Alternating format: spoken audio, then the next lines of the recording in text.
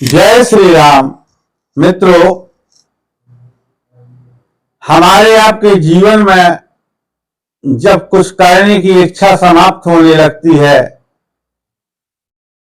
तभी जीवन का अंत समझना चाहिए। नहीं तो चाहे वो बालक हो, वृद्ध हो, युवा हो, अमीर हो, गरीब हो, हर आयु वर्ग में कुछ ना कुछ कर सकता है और सबको करना भी चाहिए। आज आपको एक छोटा सा दृष्टांत बताता हूं।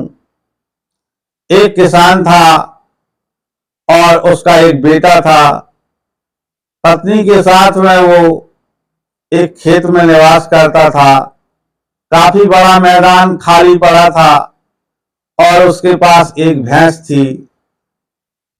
उसके साथ ही वो उस आश्रम रूपी कुटिया में निवास किया करता था। आसपास में बस्ती भी विशेष नहीं थी।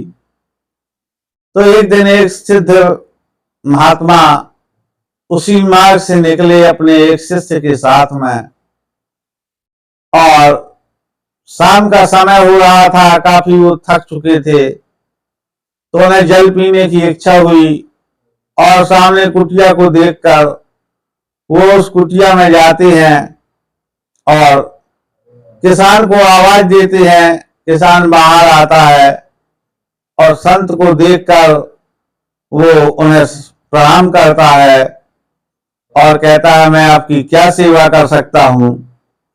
संत कहते हैं, हमें जल पिलवा दो, बहुत अधिक प्यास लगी है। तब वो सुंदर आसन देता है, जल आदि की व्यवस्था करता है। और जब संत उठने लगते हैं तो कहता है, नहीं महाराज, ऐसे आपको कैसे जाने दूंगा, आप यहीं भोजन करें। और जब भोजन करने के उपरांत संत चलने की बात कहते हैं तो कहता है, नहीं, अब इतनी रात में आप कहाँ जाएंगे।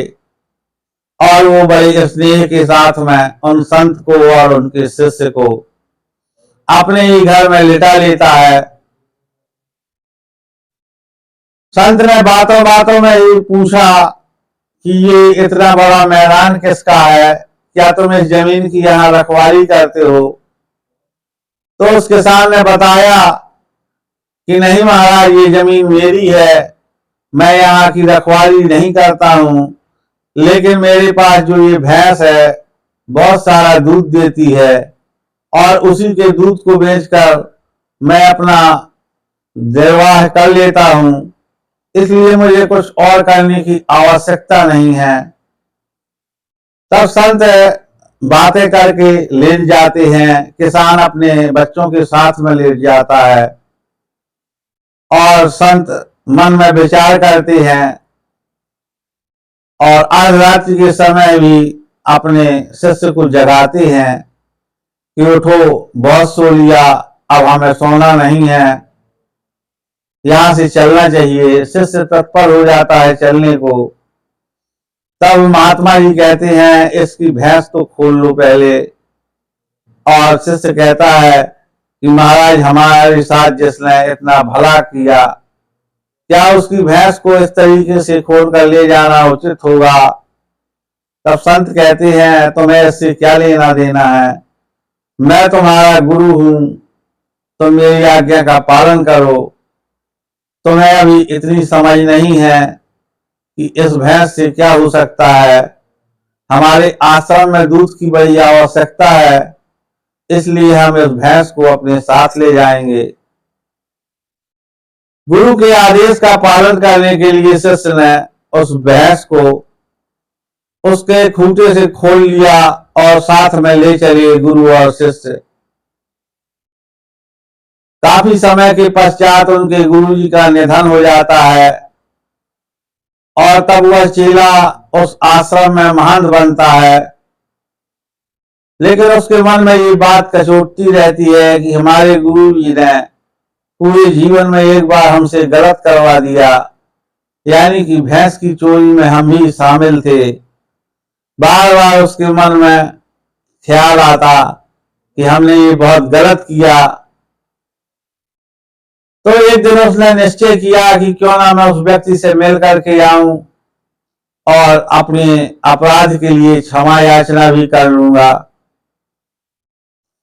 पहुंचता है वो व्यक्ति पहले की तरह ही बड़े सत्कार के साथ उनको गेट खोलता है। जहां वो छोटी सी कुटिया थी वहां काफी बड़ा भवन बन गया था। जो खेत खाली पड़े रहते थे वहां अच्छी अच्छी फसलें लहरा रही थीं। ऐसा चमत्कार देखकर साधु मन ही मन में सोचता रहा कि ये कैसा चमत्कार है। तब उसने किसान ने बड़ा आव भगत किया और पूछा कि आज गुरुदेव आपका आगमन कैसे हुआ। तब उस जो शिष्य थे बोले, भाई मैं पूरे जीवन एक संकोच को लिए बैठा रहा, मेरे मन में बड़ी ग्लानि है। तुम्हें याद होगा जब हम लोग उस रात्रि में आए थे। बोले, महाराज मुझे सब याद है, अगर आप लोग ना आए होते तो मेरा ये जीवन नहीं बदलता। मैंने उस दिन संत सेवा की और मेरा पूरा जीवन बदल गया। ये खेत पात जानवर सब उसी दिन का परिणाम है। उस दिन से मैंने मेहनत करना शुरू कर दी। तब उस शिष्य के मन में एक विचार आया कि मेरे गुरु कितने ज्ञानी थे, उन्होंने एक निर्णय के द्वारा इस किसान का जीवन बदल दिया। इसलिए मित्रों, कभी भी कर्म क्षेत्र से भागे नहीं, सदगुरु के मिलने का इंतजार करें और निश्चित जाने जिस दिन वो सदगुरु मिल जाएगा आपके जीवन में भी पूर्ण प्रकाश होगा। मित्रों, कैसी लगी स्टोरी अपने कमेंट्स के द्वारा जरूर बताइएगा। जो लोग यहाँ तक बने रहे उसके लिए बहुत बहुत धन्यवाद। अगर चैनल पर नए हैं तो सब्सक्राइब कर लें। जय श्री राम।